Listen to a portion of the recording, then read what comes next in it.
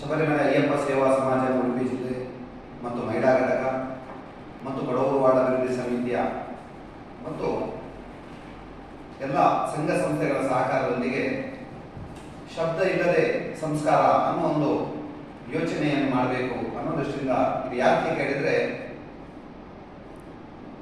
ಅಯೋಧ್ಯೆಯಲ್ಲಿ ಪ್ರಭು ಶ್ರೀರಾಮಚಂದ್ರ ಹುಟ್ಟಿರುವಂತಹ ಭೂಮಿಯಲ್ಲೇ ರಾಮದೇವರ ಪ್ರಾಣ ಪ್ರತಿಷ್ಠೆ ನಾಳೆ ಜನವರಿ 22ಕ್ಕೆ ನಡೀತಾ ಇದೆ. ಲಕ್ಷಾಂತರ ಜನರ ಪ್ರಾಣವನ್ನು ಕೊಟ್ಟಿರುವಂತಹ ಒಂದು ಸಂಗತಿ ನಡೆದಿದೆ. ಅದಕ್ಕೆ ಆದ್ರಿಂದ ಇದು ನಮ್ಮ ಕಾಲಘಟ್ಟದಲ್ಲಿ ಆಗಿರುವಂಥದ್ದು ನಮ್ಮ ಭಾಗ್ಯ ಅಂತ ಅನ್ಸ್ಕೊಂಡು, ಈ ಒಂದು ಸುದಿನದಲ್ಲಿ, ಒಳ್ಳೆಯ ದಿನದಲ್ಲಿ ಕೇವಲ ರಾಮ ಮಂದಿರ ಮಾತ್ರ ನಿರ್ಮಾಣ ಆಗುವುದಲ್ಲ, ಅಲ್ಲಲ್ಲಿ ರಾಮ ರಾಜ್ಯದಂತ ಕಲ್ಪನೆಗಳಿದೆ ಇದರದ್ದು, ಅದು ಯೋಚನೆ ಆಗಬೇಕು ಅನ್ನೋ ದೃಷ್ಟಿಯಿಂದ ಬೇರೆ ಬೇರೆ ಕಾರ್ಯಕ್ರಮಗಳನ್ನು ಶಬರಿಮಲೆ ಅಯ್ಯಪ್ಪ ಸೇವಾ ಸಮಾಜ ಉಡುಪಿ ಜಿಲ್ಲೆ ವತಿಯಿಂದ ಮತ್ತು ಕೊಡಗು ವಾರ್ಡ್ ಅಭಿವೃದ್ಧಿ ಸಮಿತಿ ಯೋಚನೆ ಮಾಡಿದೆ. ಅದಕ್ಕೋಸ್ಕರ ಇರುವಂತಹ ಕಾರ್ಯಕ್ರಮವನ್ನು ನಾವು ಎಲ್ಲರಿಗೆ ತಿಳಿಸಬೇಕು, ಎಲ್ಲರೂ ಆ ಕಾರ್ಯಕ್ರಮದಲ್ಲಿ ಭಾಗವಹಿಸಬೇಕು ಅನ್ನೋ ದೃಷ್ಟಿಯಿಂದ ನಾವು ಇವತ್ತು ಈ ಪ್ರೆಸ್ ಮೀಟ್ ಅನ್ನು ಇಟ್ಕೊಂಡಿದ್ದೀವಿ.